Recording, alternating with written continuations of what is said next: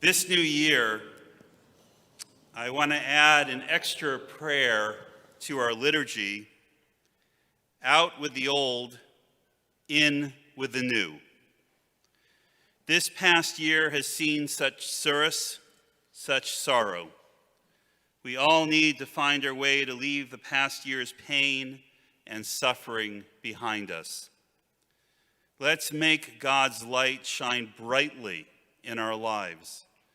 Let's welcome a fresh new year, embracing hope and faith. At the height of the lockdown, I read how doctors struggle with how to diagnose depression correctly. Now think, before the pandemic, if one of us went to our doctor and said, "I hardly ever leave the house. Some days I don't even bother to get dressed. When I do go out, I stay as far from people as I can. I wash my hands obsessively. I worry constantly about getting sick." Before COVID-19 came into our lives, I'm pretty sure our doctor would be willing to prescribe the antidepressant. But now if we go to our doctors with this description of how we're living our lives, the doctor will likely compliment our diligence and tell us that this is the best way to stay safe and healthy. Jonathan, did I catch that right? Right? That's what the doctor would say. Now, some of you may have enjoyed the TV show Monk. Anyone ever seen the show Monk before? It was one of my favorite shows. Tony Shalhoub plays the lead role of this brilliant germaphobe detective named Adrian Monk. And that new streaming platform, Peacock, and I get no commercial endorsements for that, okay? But this new platform, it invited Tony to reprise his role, and he got back into his monk character to give us, the viewers, a glimpse of what the San Francisco detective is up to during the coronavirus pandemic. Now, Monk's quarantine activities include washing his hands vigorously, cleaning surfaces continuously, washing produce in the dishwasher religiously, and wearing surgical gloves obsessively on both his hands and his feet. Now, these were just a few of his extreme sanitation measures resulting from his obsessive compulsive disorder. And what I enjoyed most is I was watching him in this recreation of his character, and he stood 6 feet from his colleagues during his video conference call. He asked his colleagues also, "Do any of you have any extra hand sanitizer? I'm down to my last 12 cases." But then he explains it wasn't hoarding because he had bought them 20 years ago. Now later, if you Google this video, you can take a look. Later in the video, Tony Shalhoub, he drops the monk characterization. He speaks directly to the camera. He tells us, "I hope you're all being careful and following the protocol. All of us are truly monk now." And then he shares, "Last month, my wife Brooke and I came down with the virus. We had a very rough few weeks, but we realized that so many have had it a lot worse." For most of us, it's been a rough time. Fortunately, with notable exceptions, we realize that many others have had it a lot worse. Our new normal is a different way of living. And if we're not vigilant, life can become depressing. One of the best definitions I heard of depression is a situation when we continuously feel a sense of loss. The sense of loss is such a familiar experience now. Even if we haven't experienced the virus ourselves, each of us knows someone who lost a parent, a spouse, a child. And even if we haven't experienced it ourselves, we know someone who's lost a job or a business. Most of us have missed significant events that we were looking forward to. Since March, I've officiated at over 100 virtual ceremonies with social distancing for brisses and baby namings, bar and bat mitzvahs, and weddings. Our Temple Sholom members have missed celebrations. Some of our grandparents have missed the births of their new grandchildren. Some parents can't hug their children and can only visit from a distance. Some students missed attending school in person and feel detached from their friends. Some students missed the ceremony of well-earned graduations. Some students I know from the shul graduating from college missed their semester studying abroad. Normally today, about 1,200 people would be sitting together in our sanctuary listening to this sermon. And now we have these wonderful, maybe 60 people are here in the sanctuary, and all those who are at home watching streaming. And those of you sitting here in the congregation, you sit in assigned pods. You have to wear masks. And yet my hope is that this sermon connects all of us here in the sanctuary, those watching at home, connects all of us on our first day of this sacred holiday. The idea of doing everything with distance separating us, is painful. For me, the worst experience as your rabbi has been supporting from a distance the sick, those dying their loved ones. Because of COVID-19, too many of us have lost a parent, a sibling, a relative, or a friend from a distance. 8 funerals I officiated for were of married couples, spouses who died within a month of one another from a distance. Since March 11th, I've officiated at over 50 funerals that were COVID-19 related from a distance. With all these funerals, loved ones are only able to mourn from a distance. Social distancing during graveside services and during virtual Shiva Minyanim is a poor substitute for how we normally grieve, supported by our loved ones and by our Jewish community. The virus, the lockdown, the ensuing economic troubles, they're not the only challenges we've had to face. Societal ills become more pronounced during tough times. I'll speak about this more tomorrow. The incidents of senseless hatred are on the rise, both in the scourges of anti-Semitism and racism. Partisan dysfunction has grown worse. People refuse to listen to one another, refuse to really hear an opinion, especially when it's not aligned with their own thinking. This last year has truly tried our souls. We need to pray to God, out with the old, in with the new. But how do we do that effectively? The pandemic circumstances are with us now. We don't know when an effective vaccine will transition us to safer times. But Judaism has an answer: hope and faith. Hope and faith have been our secret to surviving and thriving as Jews. We are asked to begin this new year with hope and faith. Now, let me be clear. Hope is different from optimism. Optimism is a thought that the future may be okay. Hope is an article of faith. Hope is faith that we can strive for good in life. Now, as a general rule, I am an optimist, but I recognize that optimism isn't enough. I also recognize that some people fall in the trap of pessimism, the feeling that they know the future will go badly. Pessimism can lead to despair. And despair is the opposite of hope and faith. Despair is a pit of darkness we can tumble into if we're not careful. Despair happens when we believe that striving for better things is pointless.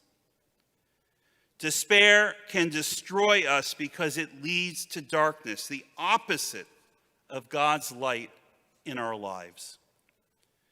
We can handle optimism, we can handle pessimism. We can't handle despair.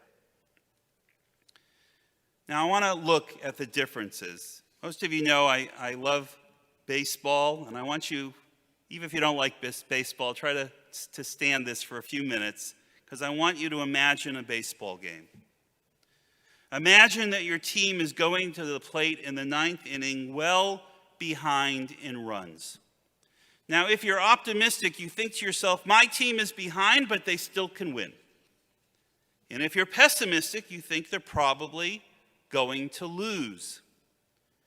The batters go up to bat, and every possibility exists for a different result.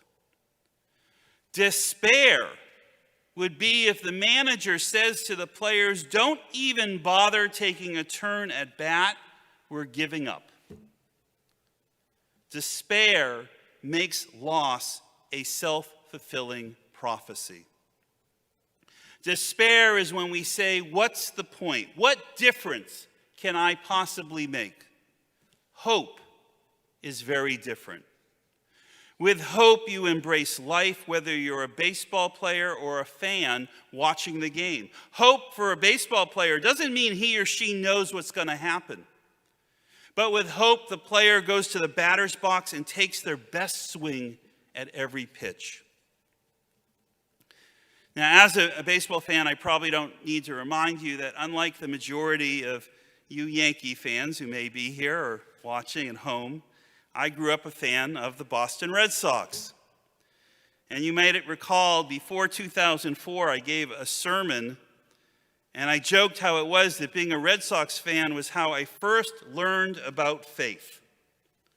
In my childhood, there were only crushing defeats for my team.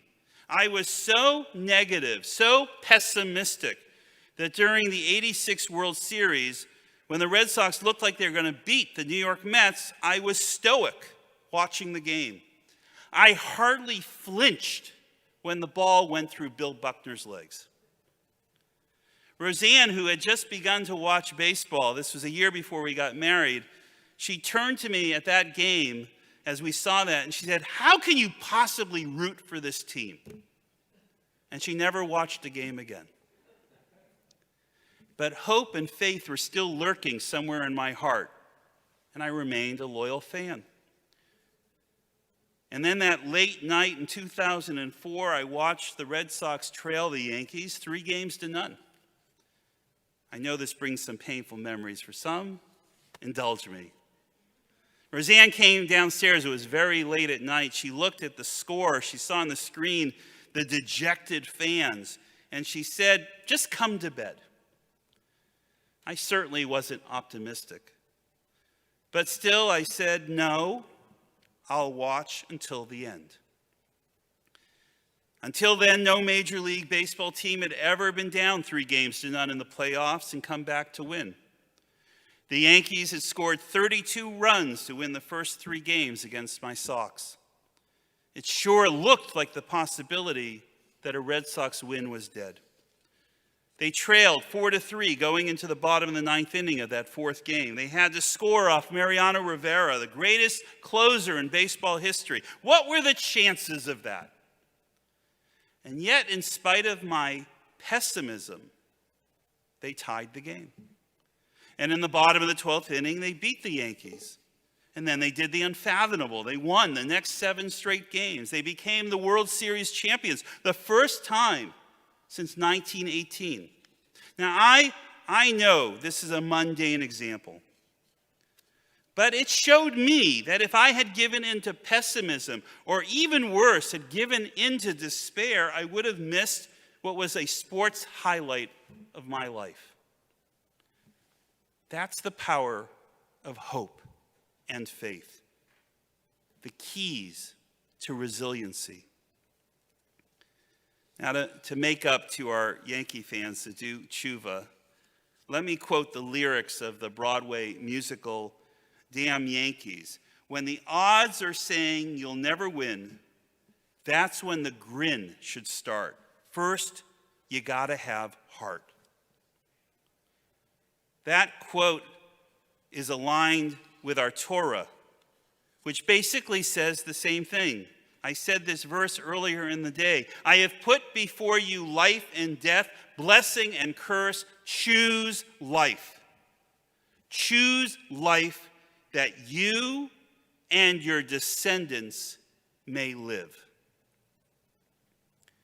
How do we choose life? We embrace hope. When the words of our mouths articulate hope in the future, we create the possibility that our descendants may live and live well. Hope and faith are the messages of our holy day. Hope and faith are how we throw out the old and bring in the new. Hope and faith are how we eliminate feeling powerless. Hope and faith are what makes us willing to change ourselves and willing to change the world. Hope and faith are how we become ambassadors of love, righteousness, courage, and transformation. The Baal Shem Tov teaches that divine sparks are hidden throughout creation, waiting to be liberated. This teaches that every one of us has our unique set of divine sparks waiting to be revealed. It asks us to be willing to reach out for these divine sparks. It asks you and me to be willing to live our lives with hope and faith. These are challenging times. We can all of us, list reasons for despair. But that's never how we Jews meet darkness when it confronts us. We manifest eternal hope and the faith that our values may be aligned with our actions. Hope and faith has sustained our people through 3,800 years of wandering, expulsion, and eventual return.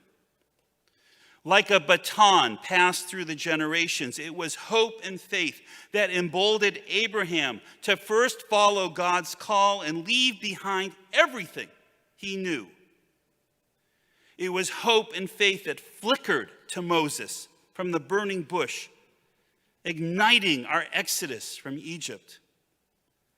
Hope and faith inspired the beginning of rabbinic Judaism 2,600 years ago, after the destruction of the first temple and the Babylonian exile.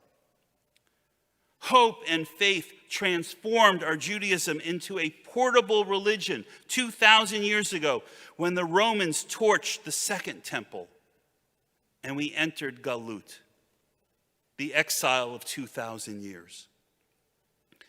And during those 2,000 years, through countless inquisitions and pogroms, through the horrors of the Shoah, the Holocaust, our ancestors held fast to hope and faith, and it nourished them.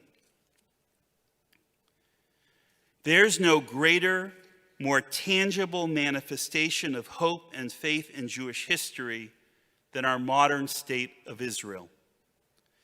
It's no surprise that Israel's national anthem is named Hatikva, the hope.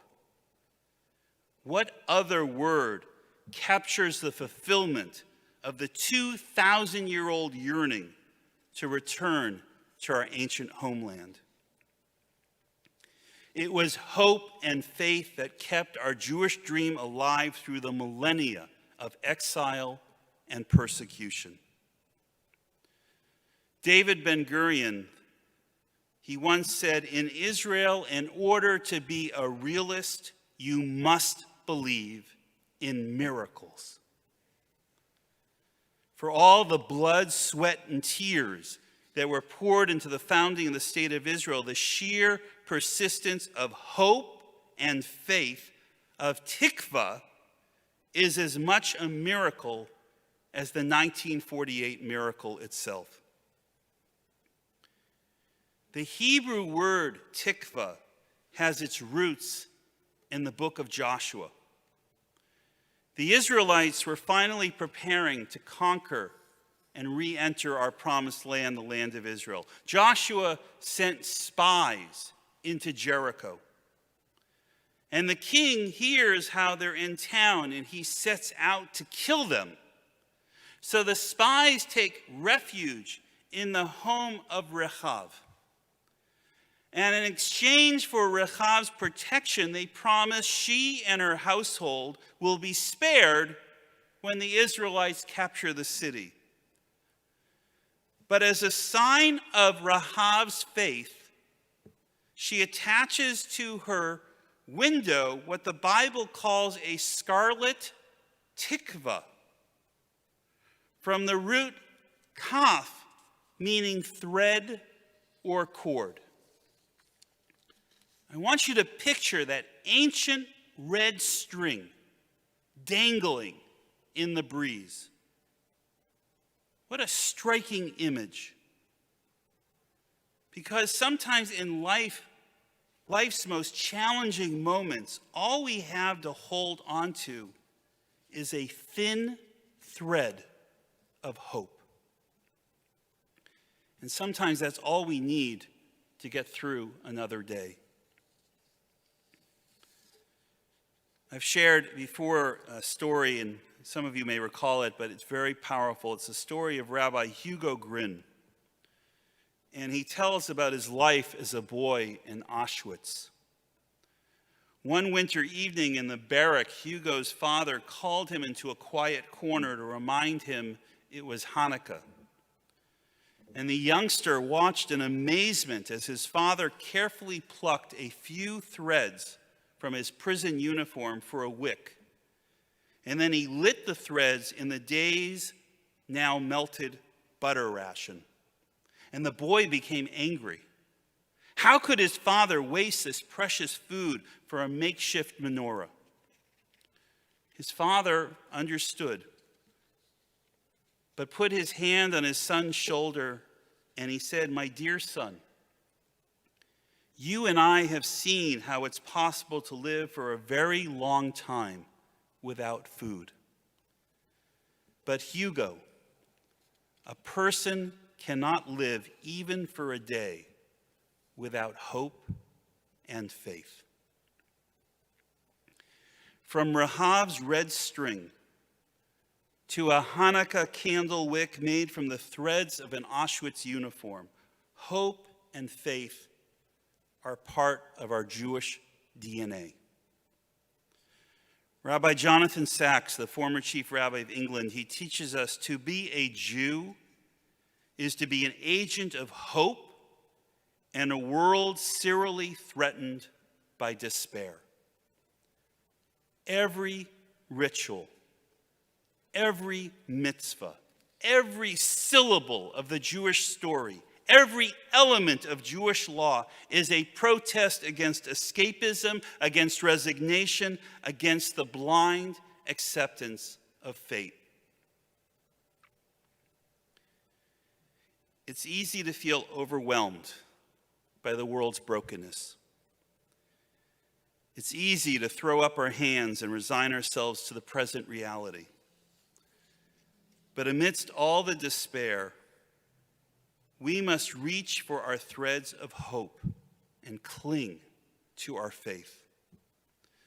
5,781 years of history remind us to look forward to this new year with hope and faith. So in 5781, I say, out with the old, in with the new.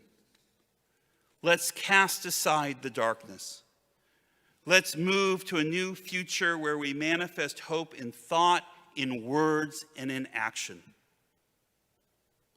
Shana Tova, wishing us all a year of good health, of happiness, of peace, a year of sweetness, of hope, of faith, the blessings for our future. And let us say, Amen. Shana Tova. We're going